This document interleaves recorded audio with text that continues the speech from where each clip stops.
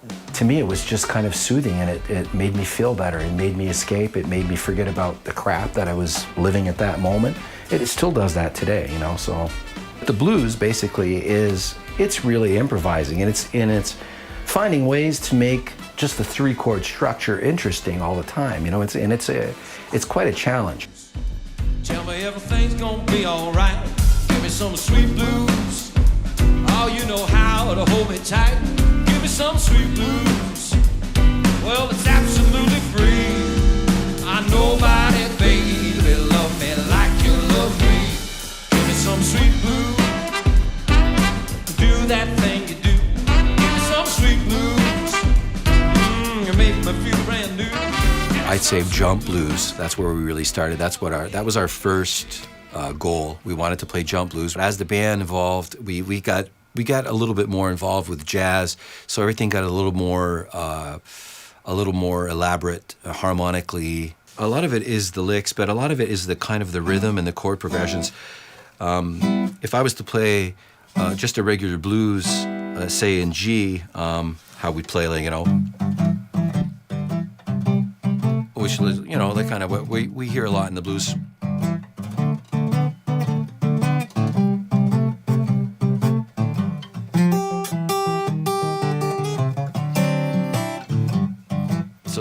So that's kind of like the old style blues, more of a rural sound, Delta blues sound. And boppin', if we were kind of play the same kind of progression, we would play it more like.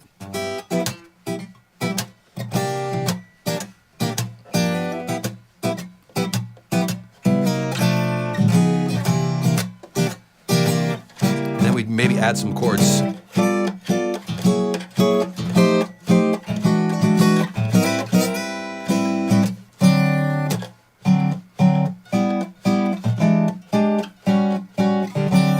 Which is still the same as. Just kind of a way to add some colors and some different styles, mixing in the bop with the blues, where the name comes from, Boppin Blues Band.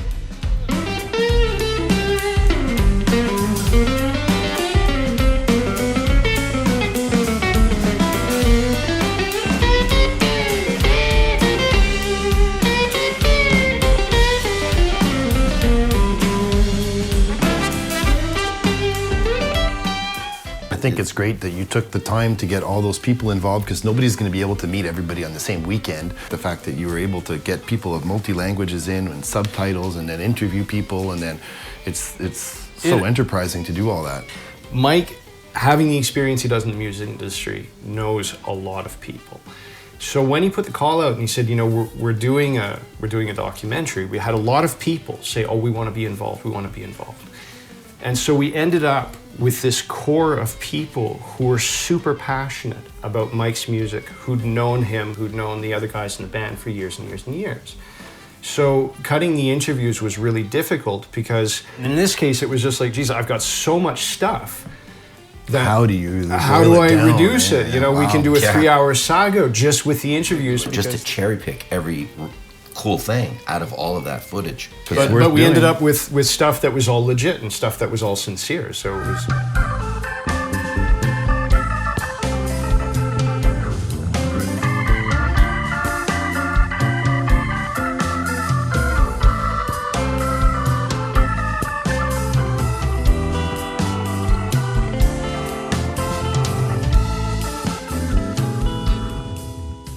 And 30 years, you know, keeping a band going for 30 years, that's... Try to keep on going for 1 year, 2 years. It's not easy. But 30, wow. Le respect puis l'écoute aussi, quand... moi, des fois, je parle à Mike, genre, puis si quelque chose ne va pas dans ma vie, je vais me confier à lui. Puis il va m'écouter, puis il va vraiment me conseiller. Il va me dire... Et vice-versa aussi. Oui, et vice-versa. Mais tu sais, c'est comme... On n'a comme pas de secret, on se dit les vraies choses. Tu sais. Puis je pense que cette honnêteté-là, c'est payant musicalement aussi, parce que ça se reflète.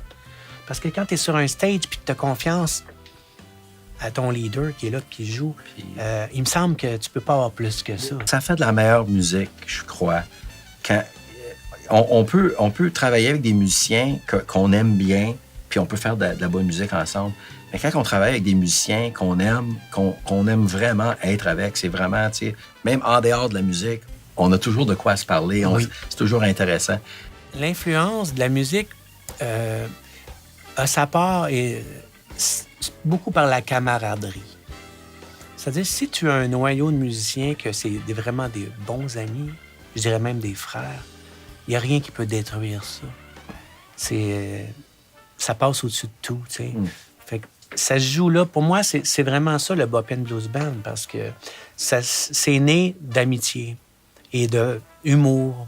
Ensemble, ça fait la meilleure musique. Oui, puis on a beaucoup de sujets aussi de conversation autres que la musique, tu sais. La cuisine. Mike, on sait que lui, c'est vraiment un chef. Every area in the world has, you know, their own variety of roots music, and there's always a food associated with it. Mike loves food, I love food. I've always wanted to do a good cooking show, and what's cooler than cooking and music? Real basic Delta blues and hill country blues comes from Africa. They didn't have African instruments, they had whatever they get here, which, you know, steel guitars were very popular. Banjos. They sounded banjos, simple percussion. And so they had to modify the music to fit what they had here, and they also had to modify the food to because they didn't have the same ingredients, right? So you can dig back into any cuisine that was popularized and available during. And there's tons of songs about, jazz songs and blues songs about food, you know, like Saturday Night Fish Fry, you know, Louis Jordan, the Timpani Five. Yeah, Louis Jordan actually popularized. He brought a lot of the sort of Delta blues stuff into the mainstream. Yeah. But there's unlimited. I mean, I'm sure you could fill probably 20 recipe books, cookbooks with food related just to blues, because it was all regional. All the New Orleans and Louisiana food too. That's it, but it's all the way up the Mississippi. What would you do here in Quebec? Would it be blues and poutine? Blues and poutine. Well, what could you do with sauce, man, fries? And for sure, man. There's a million variations. Well, the best thing about cooking is that it's kind of the same thing as music in a lot of ways, because when you cook for people, if you're cooking well, you're bringing people joy, and music gives people joy. So it's kind of like, it's just another way to make people happy and make people feel good. It just started as a necessity, but it really did turn into passion. Anytime that we were on the road and we had access to a kitchen, I always find that's pretty nice to get to cook for the band and stuff. And a lot of people are like, wow, don't you have enough on your plate already without having to cook for everyone? But it's just so communal, and it makes everyone feel so good to be able to share a meal together, you know, where, as they say in French, c'est rassembleur, manger ensemble, partager un repas. C'est des plaisirs de la vie. Stuff that I really do enjoy a lot. And when you eat well, you usually play well too. Je suis content de voir qu'il a continué toutes ces années-là, que la gang a continué avec lui. Il y a des collaborateurs avec lui, des partenaires qui sont là depuis le début, ou presque enfin, depuis que je le connais. Ça nous indique comment quelqu'un qui voulait ou qui établit des relations solides et fortes. Mais le Boppin Blues Band, il faut dire que c'est l'orchestre qui est intéressant. C'est orchestral, c'est monumental aussi. Puis c'est le plaisir que les musiciens peuvent avoir ensemble. The band isn't all about me. It's not about me playing solos all night and singing all night, although I do take a lot of place because I am the singer, but everybody gets a chance to shine during the night, on any show. There's always a moment for each person to shine and to show what they got, you know? And I think that's probably why people like playing in this band. I'm glad you did it the way that you two thought it should be done. And I think that was the whole point anyway. That's why we get along well too, and we've done a lot of projects together, because he runs his business like I run my business, you know, and well, business or art, whatever you want to call it. You know, it's we like to be masters of our own domain. We've screened it a couple of times in the area, right? It premiered at the Knowlton Film Fest, and we had nothing but positive reactions from both French-speaking and English-speaking people, right? Which we know that anybody who's exposed to that will think it's cool. It's just this knee-jerk reaction, right? That everybody's so used to saying, oh, no, this is French Canada and this is English Canada, you know, sort of thing. Never the twain shall meet. Yeah. But no, I think I'm glad we did it. If you're just trying to be like somebody else, I don't think it's going to work because you're just sort of copying it. You know, that's just doing the same little cover song. You got your originals, do it whichever way you think, you know, paint a new color. And maybe I think we have time for another song. Yeah, maybe Tell Mama I'm Okay. That's always good to do.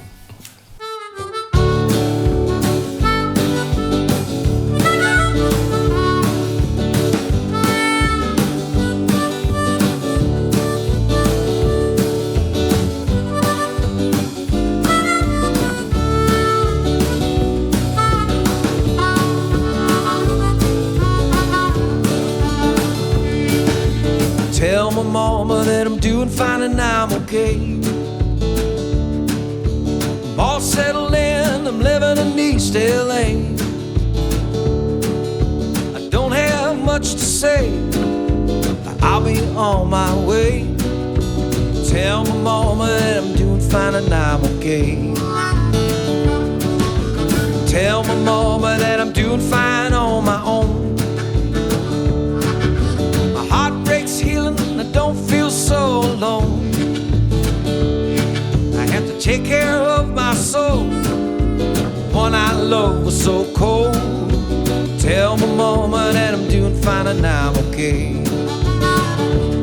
Well, I lost my job and my girlfriend split.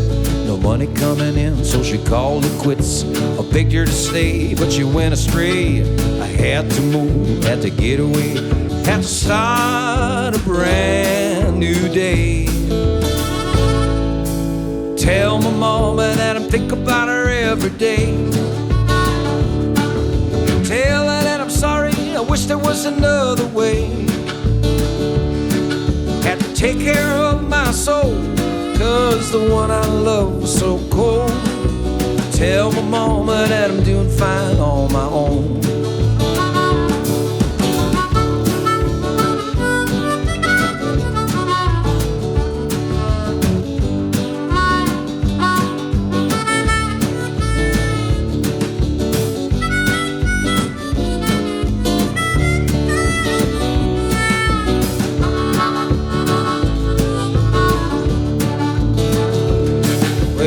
Lost my job and my girlfriend split.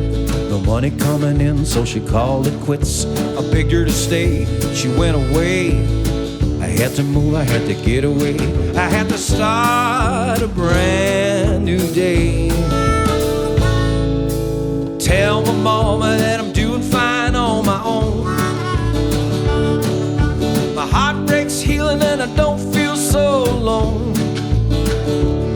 I took the road that I had to take, 'cause I gotta trust in fate. Tell my mama that I'm doing fine on my own. Yeah, tell my mama that I'm doing fine on my own.